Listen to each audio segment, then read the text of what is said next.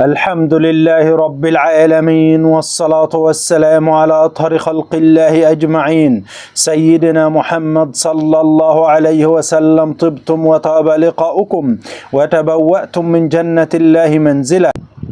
من يرى في المنام أن هناك خبز ساخن وكان يأكله علامة على الرزق والأموال الوفيرة التي يحصل عليها الأيام القادمة، والله أعلى وأعلم. إذا رأت المرأة الحامل أن هناك خبز ساخن في المنام علامة أنها ستلد بالسلامة وترزق بمولود ذكر، والله أعلم. رؤية المرأة المتزوجة أنها تتناول الخبز الساخن في المنام علامة على حملها القريب بطفل ذكر، والله أعلم. رؤية الخبز الساخن بشكل عام علامة على الخير القادم لصاحب الرؤيا بشكل كبير، والله أعلم. من يرى في المنام أن هناك امرأة تقوم بخبز الخبز علامة على الرزق الحلال الذي يحصل عليه صاحب الرؤيا الأيام القادمة. حلم امرأة تخبز في المنام تكون إشارة على التخلص من الصعوبات التي توجد في حياة صاحب الرؤيا هذه الأيام، والله أعلم. رؤية الشاب أن هناك امرأة تقوم بالخبز في المنام علامة على الخير والرزق والبركة الآتيان لصاحب الرؤيا في الحياة. رؤية المرأة المتزوجة أن هناك امرأة تقوم بالخبز علامة على تخلصها من المتاعب التي كانت في حياتها. من يرى في المنام أنه رد الخبز علامة على الكرب الشديد الذي يعيش فيه صاحب الرؤيا بسبب غلاء الأسعار، والله أعلم. رؤية ردة الخبز في منام الفتاة العزباء علامة على الحظ السيء وقلة الأموال في الحياة، والله سبحانه وتعالى أعلى وأعلم. حلم الرجل بردة الخبز في المنام علامة على المتاعب والهموم الذي يعاني منها صاحب الرؤيا فترة من الوقت، والله سبحانه وتعالى أعلى وأعلم. إذا رأت المرأة المتزوجة ردة الخبز في المنام علامة على شدة الفقر والحاجة إلى الأموال، والله سبحانه وتعالى أعلى وأعلم. تدل رؤية الخبز في التنور في المنام علامة على الخير القادمين لصاحب الرؤيا. التنور هو الفرن القديم أو المحمى يعني بلغة الفلاحين عندنا. حلم الخبز داخل التنور في المنام إشارة على الأفراح القادمة والبركة في الحياة لصاحب الرؤيا، والله أعلى وأعلم. إذا رأى الشاب الأعزب أنه يقوم بأخذ الخبز من التنور علامة على الزواج الأيام القادمة من فتاة حسنة وجميلة، والله أعلى وأعلم. حلم الخبز داخل التنور أو الفرن القديم علامة على التخلص من الحياة البائسة البادئية التي كانت توجد في حياة صاحب الرؤيا، والله أعلم. رؤية المرأة المتزوجة أنها تأكل الخبز في المنام تكون إشارة على الخير والرزق الذي تحصل عليه الأيام القادمة. رؤية الحامل أنها تقوم بتحضير وتناول الخبز علامة على ولادتها السهلة بإذن الله تبارك وتعالى. حلم الفتاة العزباء أنها تقوم بتناول الخبز في المنام إشارة على طيبة قلبها وسمعتها الحسنة، والله سبحانه وتعالى أعلى وأعلم. إذا رأى الرجل أنه يقوم بأكل الخبز في المنام علامة على الرزق الواسع القادم له في الحياة، والله أعلم. إذا رأت الفتاة العزباء أن الثلاجة مليئة بالخبز علامة على الخير القادم لها هي ولزوجها القادم، والله أعلم. حلم المرأة المتزوجة وجود الكثير من الخبز داخل الثلاجة علامة على صلاح الأحوال بينها وبين زوجها، والله سبحانه وتعالى أعلى وأعلم. إذا رأت المرأة المتزوجة وجود كثير من الخبز داخل الثلاجة علامة على صلاح الأحوال بينها وبين زوجها، والله أعلم. إذا رأت المرأة الحامل الخبز داخل الثلاجة وكان كثير وجميل علامة على الصحة الجيدة لها في الحياة، والله أعلى وأعلم.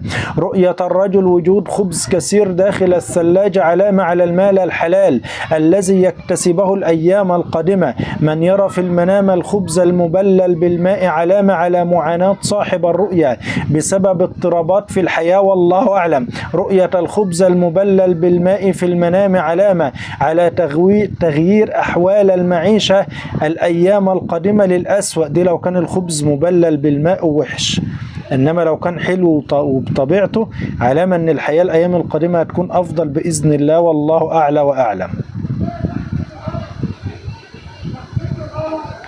من يرى في المنام أنه يمشي على الخبز المبلل بالماء علامة أن صاحب الرؤيا سيء جدا في التصرف ولا يجد اختيارات غير ذلك في الحياة والله أعلم. حلم المشي على الخبز في المنام سقط معلش. تريد إنهاء استمر الإنهاء الآن؟ لا مش هو اللي بتاعه، هو اللي وقع بس. حلم المشي على الخبز في المنام والله أعلى وأعلم دليل على نجاح صاحب الرؤيا إن كان يمشي على الخبز وهو لا يقصد أن يهين الخبز. رؤية الرجل نفاذ الخبز على المائدة في المنام علامة عن انقطاع الرزق وتركه للعمل والله أعلى وأعلم. رؤية انتهاء الخبز في المنام علامة على سوء المعيشة وتعثر الأحوال المادية والله أعلى وأعلم. حلم أكل الخبز حتى نفاذ كمية الخبز علامة على اقتراب موت الشخص والله أعلى وأعلم. رؤية إعطاء وكسر الخبز في المنام علامة على اللي يشوف كذلك اللي هو الخبز يعني بيتكسر منه علامة اللي هو عايش لوحده في معاناة كبيرة يعني في الحياة والله أعلم.